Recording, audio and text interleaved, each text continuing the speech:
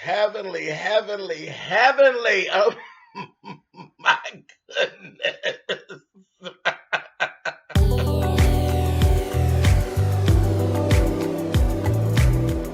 And I'm like, come on through, Cookie. I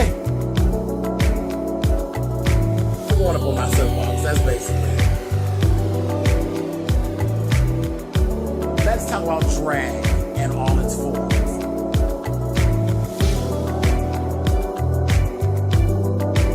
What, Cookie?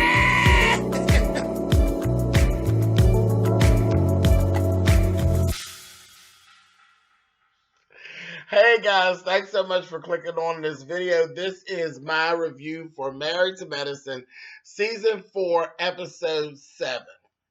This daggone season has me all over the place. People who I generally don't fool with are just, I don't know, they're doing it for me. This episode, y'all write this down on the calendar, heavenly. And I ain't mad at her for a change. That goddamn heavenly? Girl, you made my night, honey. Anyway, let's just start off here. First thing we see is Dr. G and Quad. And they're actually discussing what went on at the prom. And I was kind of glad to see because it seemed like, you know how I said in my last review how everything blew up so fast and then Quad snapped out. And I didn't know if she actually got the gist of everything that was actually going on. Because I didn't want her to be running around mad at the wrong people.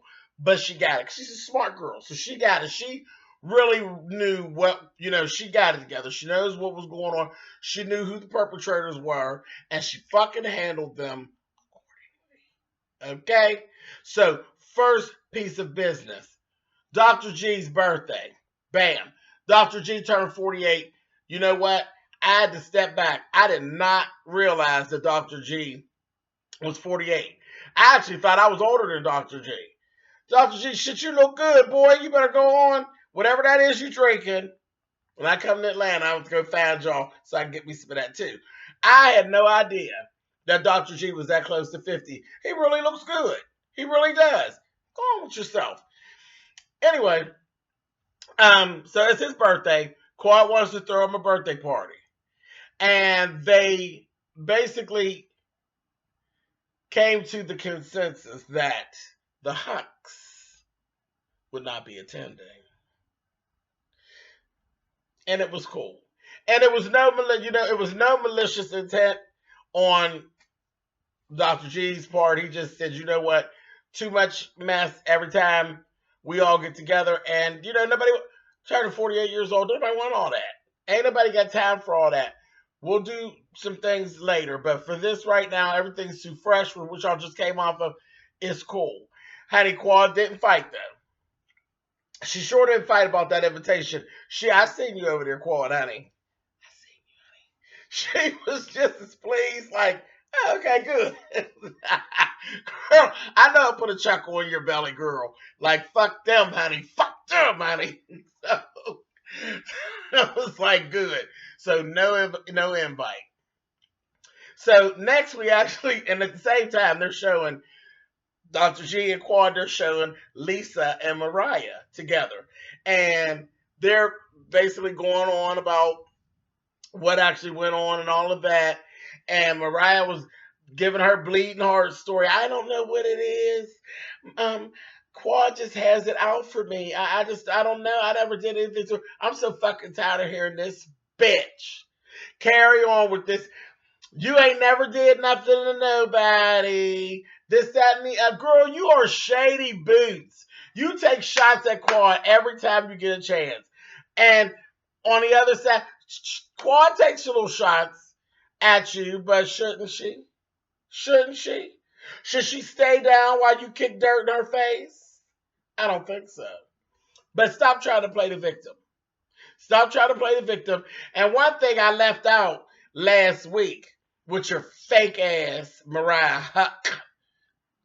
Don't you got a boot on your foot, bitch? Did you have a big old ugly boot where your leg was all fucked up? Yeah, you was twirling like Kenya Moore. I thought you were doing Kenya's talent number from when she won that title, honey. The way you were twirling around at that party. Fake, phony, snake, honey. Moving on. Anyway, um, I had to sit here and laugh because I almost fell off the couch laughing as Mariah told Lisa, "Oh yes, you know Aiden and Dr. G are friends, and yes, we will definitely be going to the party." No, you won't. But anyway, so that was that. Yeah, I said okay. So then after that, we actually had Lisa and Heavenly and Toya. Toya actually came with Heavenly. Lisa and Heavenly were, they're still doing this conference, which I thought it should have just been like done at that point. The last time they got together, mm-mm, mm-mm.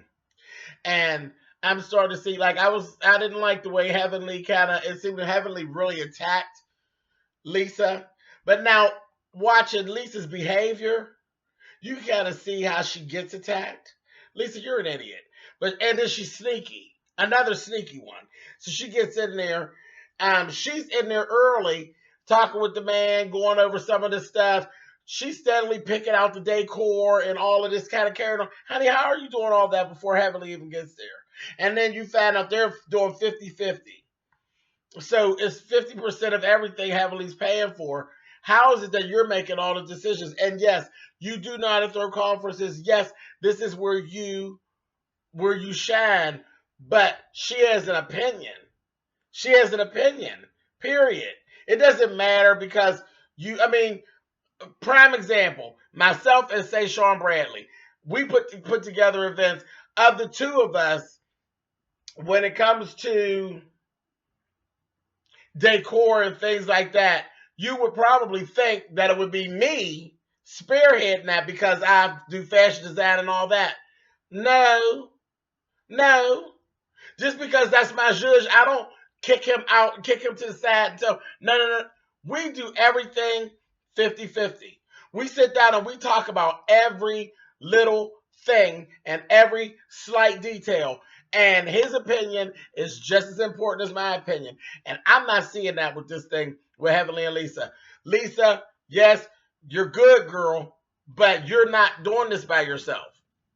So I was seeing it being very one-sided, and it started to bother me. I was like, wow, it's like Heavenly doesn't even have any say in it. And let me start this right now because I told you all that it was kind of strange for me because y'all know I don't do Heavenly. She's not my kind of chick. But when she's right, she's right. And when she does well, I'm going to say she's doing well. I will tell you, when Toya and Heavenly got out of the car, Heavenly had on a white dress and her hair and everything. Heavenly's makeup was flawless. Her hair was snatched. Dress beat. She looked good. That's about one of the best times I've ever seen Heavenly. This whole episode, Heavenly looked good throughout the whole episode. That piece of hair you were wearing there, Heavenly, bitch, you ought to staple it to your head. You understand me? Because you look good, mama. That was cool. She looked good the whole episode. Whatever makeup artists and stuff you got, they are working for you. They definitely are. She looked just as soft and just really good. You look good. I got to give it to you. It is what it is. Toya, you look fucking ridiculous. And I think you a bad bitch when it comes to shape and wearing the things that actually work for you. You a bad bitch. I can't stand you. But you get it done sometime. I don't know why you would go somewhere with that motherfucking robe on. It wasn't nothing but a short robe. It wasn't giving me couture. It was giving me tramp. It looked just like she had just turned a goddamn trick in this room here and was on her way down the hallway to maybe turn another trick. That's what it looked like. Real short little robe. It was giving me very, very Harlem Nights slut tea. Not in the streets, bitch. I didn't like it at all. It looked terrible. But anyway, so they go down there. Lisa, I didn't like it. She kept like cutting Heavenly off. Heavenly had questions about the money. She wanted to skim on pay. I just didn't like the way she was doing business at all. I just didn't care for it at all. And it would have been a red flag. Baby, we wouldn't be doing no business because that's not how you handle things. That's how you how you run a partnership. That's how you run an entrepreneurship. You do shit by yourself, then you call all the shots. Not when you're dealing with another person. Their input is just as valuable as yours. Lisa Nicole, clown. Anyway, moving on. So next we got Toya and Eugene in a scene. And I felt kind of bad for Toya.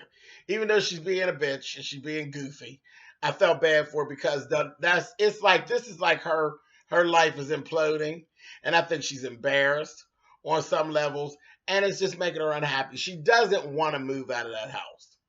And I think one of the big things is that she don't want people laughing at her. She don't want people saying, I told you so. But, bitch, it is funny, and they did tell you so. They told you it was stupid. You blame it on everybody else. It's fuck it. It is what it is, baby. It was a bad decision. Beautiful house. And guess what? Y'all gonna get the fuck out of there. Y'all gonna do what it is y'all got to do. And then you'll get back in the house just like that one. Probably better than that one. But the next time, bitch, it'll be yours. So just chill.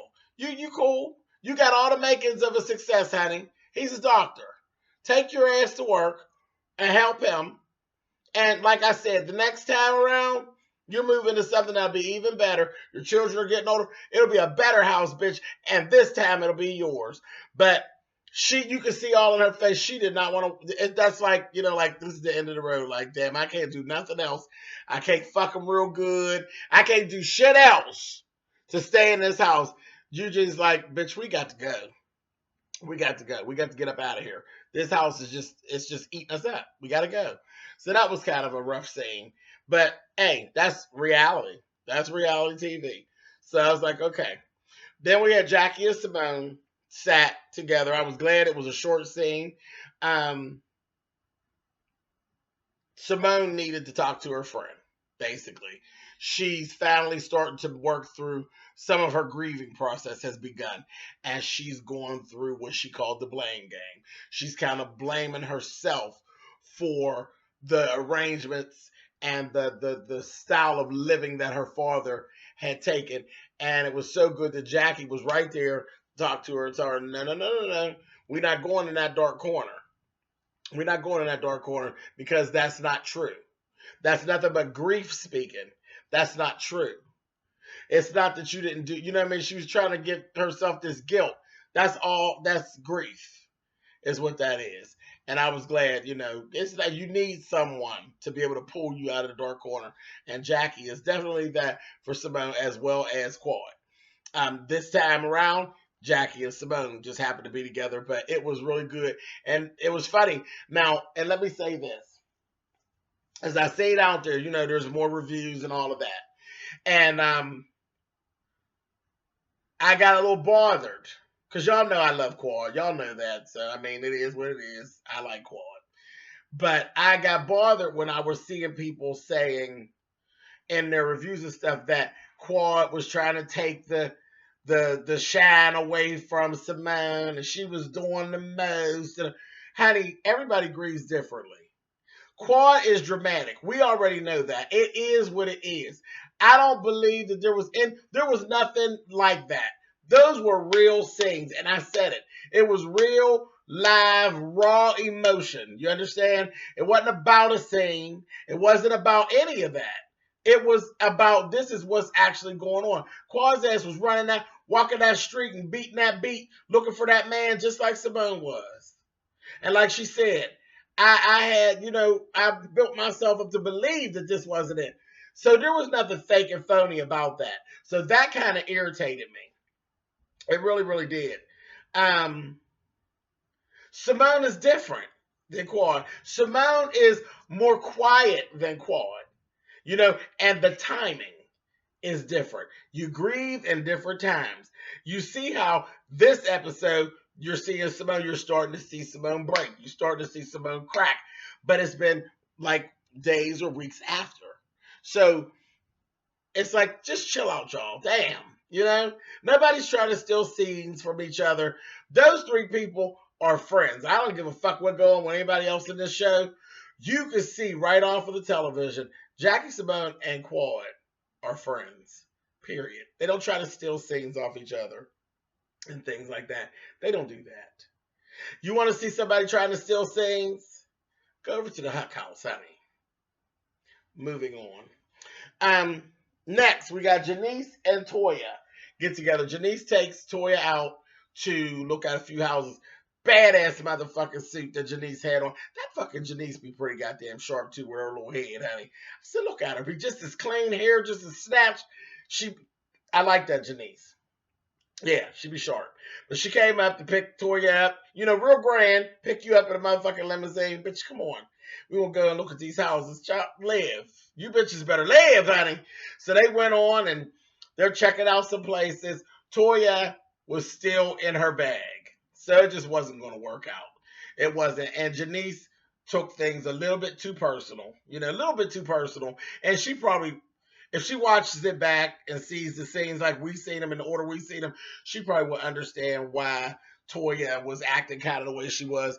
Toya was in a space. So it didn't matter what Janice did. She could have showed her the best of the best. It wasn't going to work because Toya still is in a place where she don't want to leave her house. But that was what it was. She was very defensive and that kind of thing. So it just was kind of not going well. So it's kind of like Janice was wasting her time because Toya wasn't actually really ready. And that's just Toya, you know, and she's bitchy. So it is what it is. And you could tell that Janice was starting to get a little irritated after like the second house. She was like, it's amazing how people with budgets can be so damn picky. I said, oh, jeez. But Toya was getting on my motherfucking nerves too. He was trying it. She was really carrying on with, but that's Toya. You know what I mean? That's Toya with that champagne taste and that beer budget. That's her. It is what it is. Okay, so then we actually see the day of the party. We see Quaz show up at the venue. Ciao. Couture out her fucking mind. This fucking red dress that screamed Ebony Fashion Fair. Something I used to go to every year. Every year. And that what she had on is something that you would definitely find in an Ebony Fashion Fair. It's definitely runway worthy, but it would have been more, like I said, Ebony Fashion Fair. Ebony Fashion Fair, if you can Google it, if you don't know anything about it, but it was top designers that were people of color. And when you went to the Ebony Fashion Fair, it was different than going to like Fashion Week New York or in Milan or wherever. It was, you could tell that the fashions had a certain kind of swag to them. You know what I mean? And that's what it was given. The dress was everything. Real big bow in the back, totally no back. It was strapless, asymmetrical, odd cut, fitted to perfection, slit in the back, off to the side. I say, bitch. And she was done. Done. But I didn't expect anything less. And red. Boom. Red. Like hot stripper motherfucking lipstick, honey. Red. I said, girl, do it, honey. She was short. She sent all the guys to a barbershop.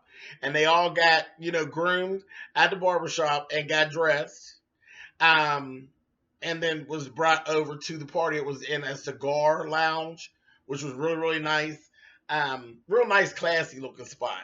Real nice. And everything was like, when I noticed in there, everything looked like men's stuff. Like everything was brown, like a lot of dark browns, and you see a lot of brass and things like that. It was nice. It really was. It was a nice place. In the barbershop, they had a full staff, males and females, taking care of everything. And there were these females. They were all nice looking girls, all built real nice. And the next thing you know, baby, they did a burlesque dance, honey, and carried on. And it was so funny because when the first girl walked the floor with these heels on, and then she walked the floor back again, and you could see all the men lined up, and they're kind of just looking, but no, they ain't really allowed to look, so they just kind of sneaking a peek. And that bitch fell into a split child. You could have bought Cecil for a nickel at that point. That damn Cecil's a clown. Cecil's face was like, ooh. I said, uh-huh. She hit that split. And then he was like, okay, Eugene was like, oh, we're going to get in trouble. So I laughed at them. But they were doing a little, it wasn't no slutty stuff. It was more of a burlesque type of thing. And when the one girl went to go around the chair, child, that goddamn Eugene gonna say, "Oh no, it's his birthday, it's his birthday." I said, "Look at you, pecked asses." It was funny, but that was a good scene. Then they ended up, they got picked up and they got dressed and they were taken off to the cigar spot to the party, which it was actually it's a surprise. So it's kind of like a surprise whole situation. Okay, so over at the venue, Quad's ass then went out to the security people, had a picture of Mariah. Okay, had a picture. Told them these people are not to gain admittance at all. And she did that because she said, "I know Mariah, she'll try it. She'll just try it because that's just her. The bitch is extra, she'll try it." And sure enough, Quad had sent her a text message. Because at first I thought I was getting kind of nervous. I said, "Quad, now I'm going to have to get your ass in this review if you do this shit." Because I thought for sure she was ready to pull a Nene and a Sheree. Remember what Sheree did to Nene in the very first episode? Then I'm going all the way back to the very first episode of Real Housewives of Atlanta. They were all out, Kiki and Ha-Han, and they go, "Girl, I'll see you at the party." "Okay, girl."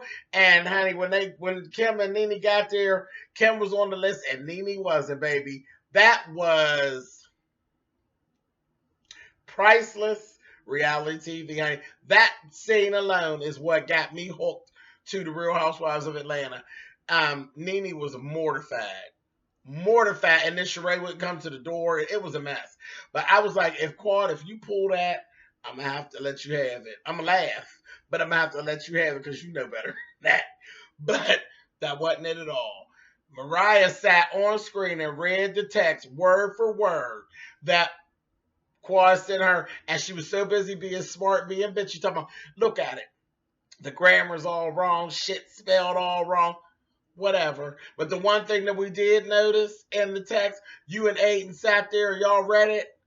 Bitch, it said 2 times, 2 different times, not to bring your motherfucking ass. 2 times. 2 times in the gibble garble of the bad grammar and the fucked up spelling, bitch. It told you and your husband to stay y'all's black asses at home. Stay your Indian asses at home. Stay your whatever kind of ass you got. Leave it at home, honey. It said it 2 different times in the message. Did you listen? No, y'all sat there on screen and said, "Oh no, I'm friends with this, that, and the other." Yeah, y'all all friends, bitch, but you ain't invited. Oh, we're gonna go. Come on. There was, like I said, a picture left with security. They are not to gain admittance onto the property. And here's $50 to give them for their gas. Bitch, that was the Jason Voorhees, honey. That was the cut, honey. Here's $50, you rich bitch. Go get you some gas and a Pepsi, honey. I got life. I said, said, honey, if she decided to show up there, honey, she gonna be mad. Sure enough, honey. They showed up. Just getting out the car, baby. And the security gave, "Get back in your car, baby." Get back in your car. And A was like, "Well, wait a minute. Is Greg in there?" They're like, "Nobody's in there. Get back in your car." I said, "Okay." Woo.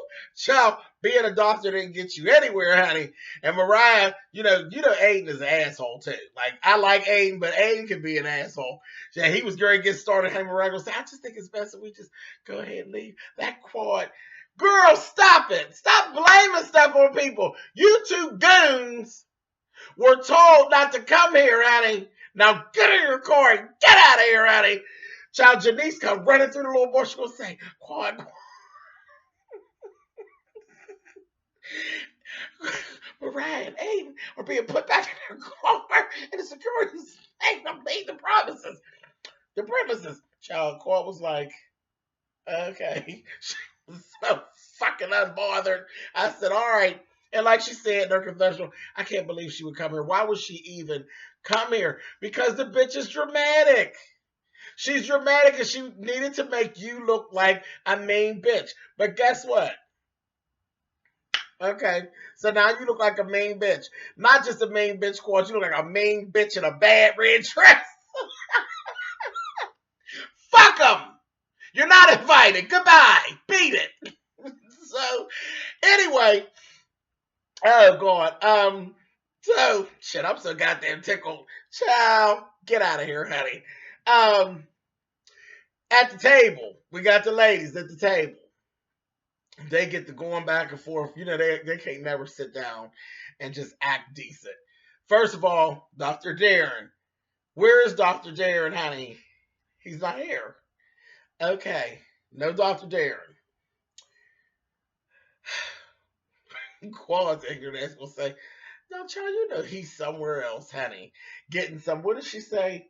Some pasta and some punani.